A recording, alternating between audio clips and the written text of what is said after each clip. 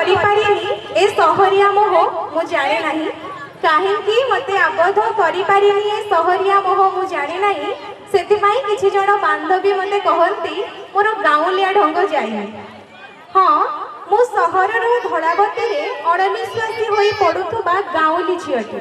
ହଁ, ମୁଁ ସହରର ଧଳାବତୀରେ ଅଣନିଶ୍ୱାସୀ ହୋଇ ପଡୁଥିବା ଗାଉଁଲି ଝିଅଟିଏ। ହଷ୍ଟେଲ ଝରକା ଫାଙ୍କର ଚାକଚକ୍ୟ ପିଚୁ ଉପରେ ବିଛାଡ଼ି ପଡ଼ିଥିବା ଆଲୁଅରେ ମୁଁ ମୋ ଗାଁ ବରଗଛ ଚାନ୍ଦିନୀକୁ ଆଙ୍କି ବସେ। ଇଚ୍ଛା ଏ ଝରକା ଫାଙ୍କରୁ ଡେଇଁ ଯିବାକୁ ମୋର ସେଇ ସବୁଜିମା ଧାନ କ୍ଷେତର ପଙ୍କ କାଦୁଅକୁ ମୁକ୍ତ ବିହଙ୍ଗ ସମ ସବୁ ଆବଦ୍ଧତାକୁ ଭାଙ୍ଗି ଦେଇ ଉଡ଼ିଯାଇ ଲୁଚିଯିବାକୁ ବୋଉର ପଣତ ତଳେ। ରୁନୁ ଅପା ସହ ମୁଁ ବି ଶିଖନ୍ତି ତାଳ ବରଡ଼ା ତିଆରି ଚଟେଇ। ପୁଣି ଦୌଡ଼ି ଯାଆନ୍ତି ସେ ଆଇସ୍କ୍ରିମ୍ ବାଲାର ଟିଭି ଟିଭି ଶବ୍ଦରେ ଦାଣ୍ଡ ଯାଏ। କାହାକୁ ବା ବିଭୋର କରେନି ତାର ଗାଁ, କାହାକୁ ବା ବିଭୋର କରେନି ତାର ଗାଁ। କିଏ ବା ନ ହଜିଛି ଅସ୍ତଗାମୀ ସୂର୍ଯ୍ୟର ନାଲି ରଙ୍ଗର ଛାତରେ ଦଳ ଦଳ କଳା ରଙ୍ଗର ପକ୍ଷୀମାନଙ୍କୁ ଦେଖି। କିଏ ଚାଖିନି କୁହ ଟେକା ମାରି କଞ୍ଚା ଆମ୍ବର ସ୍ୱାଦ, କିଏ ଚାଖିନି କୁହ ଟେକା ମାରି କଞ୍ଚା ଆମ୍ବର ସ୍ୱାଦ। କାହାକୁ ଭଲ ଲାଗେନି ଚାଳ ବୁହା ଧାର ଜଳରେ ବୁଲାଇବାକୁ କାଗଜ ଡଙ୍ଗା, ଭସାଇବାକୁ କାଗଜ ଡଙ୍ଗା।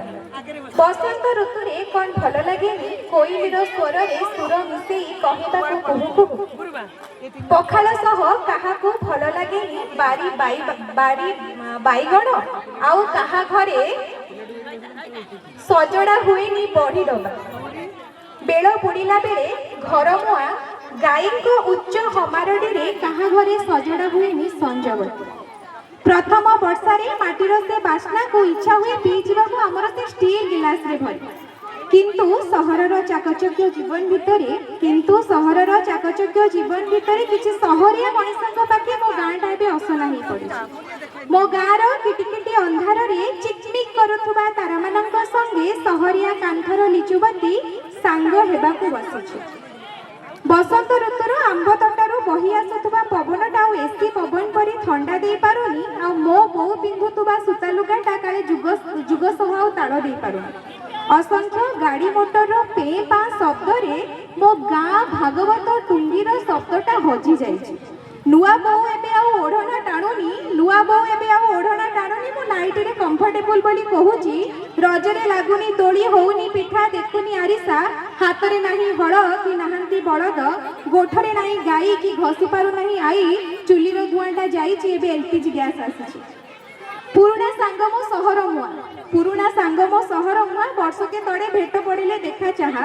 ଧୂଳି ଉଡ଼ୁନାହିଁ ଦାଣ୍ଡରୁ ଆଉ, ବୋହୁ ଗଞ୍ଜଣା ଏବେ ଶାଶୁକୁ ଦାଉ। ଶଙ୍ଖାରି ଆସୁନି